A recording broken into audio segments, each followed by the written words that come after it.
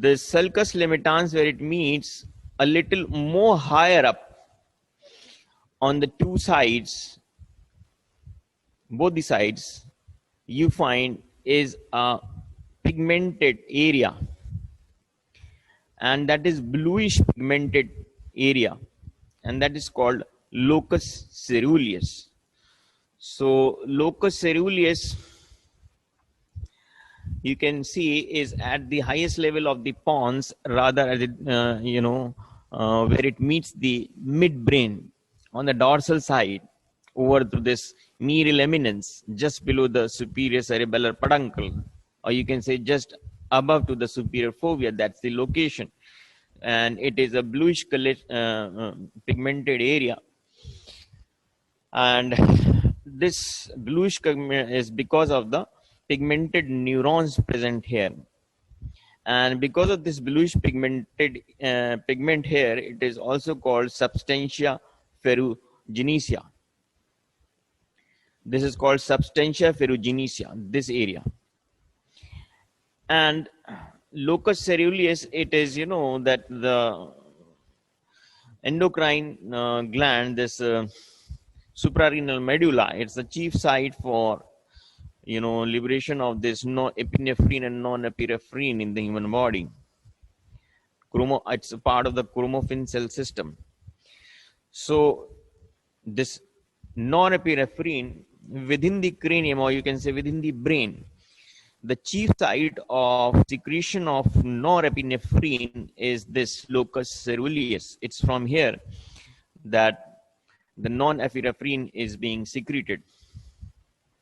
And the neurons in this, basically in this locus ceruleus, they are neurons of the reticular formation. I told you it's continuous. Reticular formation is in the entire length of the brain stem.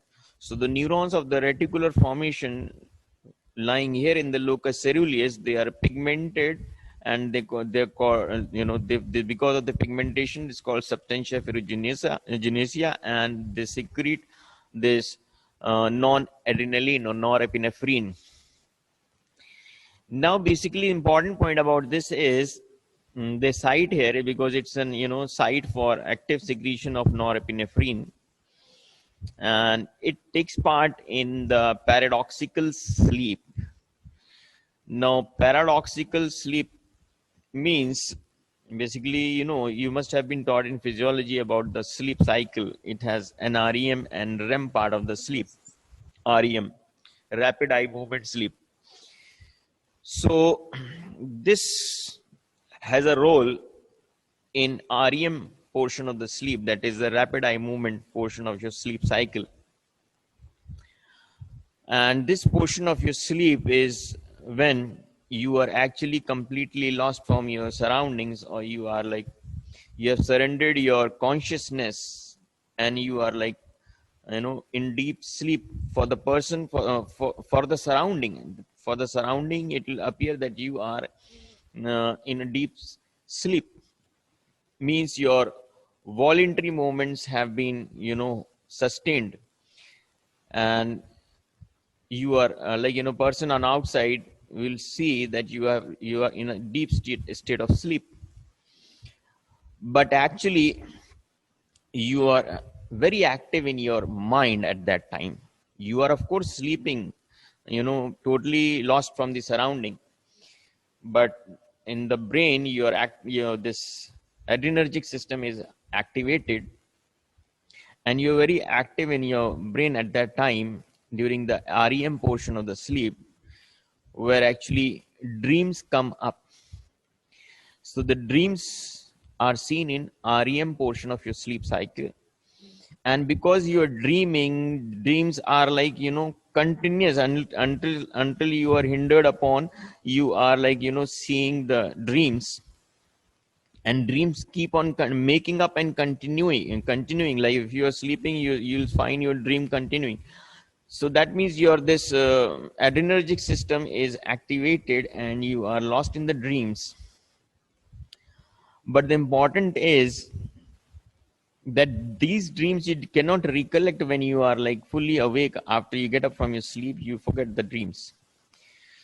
And another thing is, while you are in this sleep REM portion, as I told you, all your voluntary actions are surrendered at the time, but there are two voluntary movements which are functioning involuntarily, and those two functions are the action of your extraocular muscles, which are of course voluntary muscles, but at that moment of REM portion of sleep you have rhythmic oscillatory movements of the eyes.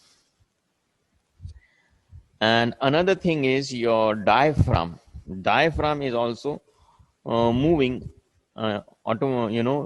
जैसे कहते हैं subconsciously it's moving.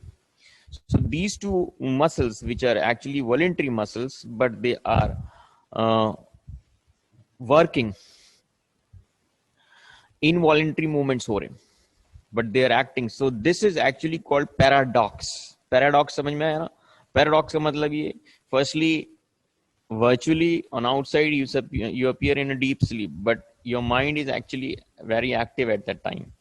Other thing is your voluntary actions are all subsided, but these two movement of the eyes are continuing. You have an oscillatory rhythmic eye movements at that time of sleep.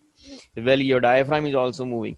So that's because of the two contrary things. That's why it's called a paradoxical sleep.